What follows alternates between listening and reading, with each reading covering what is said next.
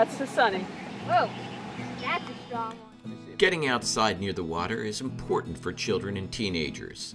So over the past 20 years, there's been a growth where children have spent more time inside and also in front of multimedia tools, which are great, but that doesn't create the relationship that's really needed to foster an appreciation and love for the earth. Research shows that spending time in the natural environment has physical and psychological benefits for children.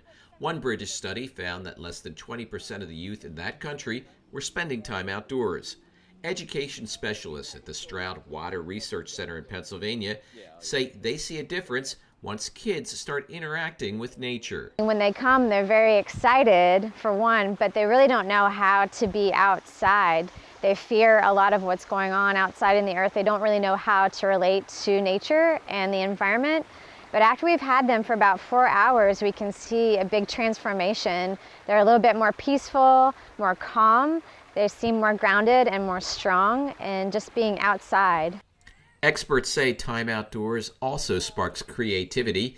You could see that spark of imagination in the work of a young Camden girl who had the winning entry in a poster contest that featured messages on protecting water quality. I want to tell people about water, that I think they should keep it clean, so some of it for us, it can be healthy for us to drink. I think we should have fresh water so our animals can stay alive. But getting out there near lakes, rivers, or streams, especially in some urban areas, may be tough. Camden County, New Jersey is heavily developed. Several streams and rivers run through the region. Well, they're just forgotten parts of the city. Historically, they were used as dumping grounds or they were industrial backyards. And it's only in recent years, I think, that people have started to appreciate them for what they have to offer. Mike Fernandez is writing a book about canoeing the rivers and streams in New Jersey. He says a lack of access is a problem you find in many cities.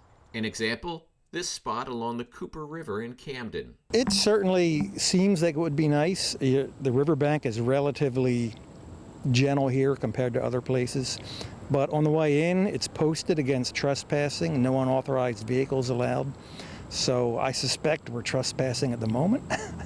There may also be a hesitance among some children and teens to explore the open spaces near their homes. Like people, they would want that space to themselves, and like if you try to go in there, like some people, they wouldn't allow you to go in there.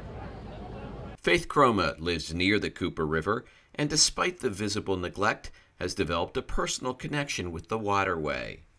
Because it's where I live and it's a part of my community. And it also has a lot of history behind it, so you get to learn a lot. So learning is really important.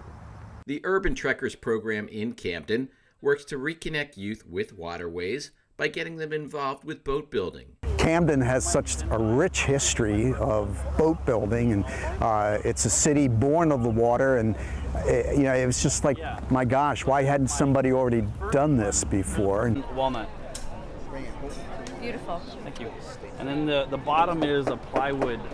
It's an akume plywood. It's a tree that is fast growing in Africa. Very few branches, and so there's no knots or rings or any of that kind of stuff. So. More than building boats, it's about really building character and seeing the transformation that takes place in the young people throughout that process. Mira, don't do that. Another important result, the participants gain a different perspective on where they live. I didn't even look at them the way that I look at them now before I was a part of this program. So for example, on my bus route, there's a tower and there's a bridge, and only thing I thought about it as was away on my bus ride to school. But I went with Jim on a boat paddling trip, and we went on the boat we went under it, and I realized that this place looked familiar. And once I realized that this was my bus route, but I was actually rowing under it, I just thought about where I live in a different way. The U.S. Census Bureau shows population shifting back to the cities. More people will be seeking access to green spaces. In our next segment, we'll look at efforts to improve access to waterways. Looking good.